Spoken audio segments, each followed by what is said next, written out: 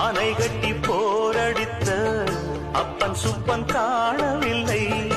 அன்று முதல் இன்று வரை அக்கரமும் வாழவில்லை.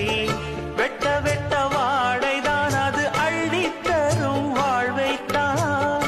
வெட்டி போட்ட மண்ணுதான் அதை கட்டி காத்தா பொண்ணுதான். நாம் வாழும் வாழ்வே அது சில காலம்தான்.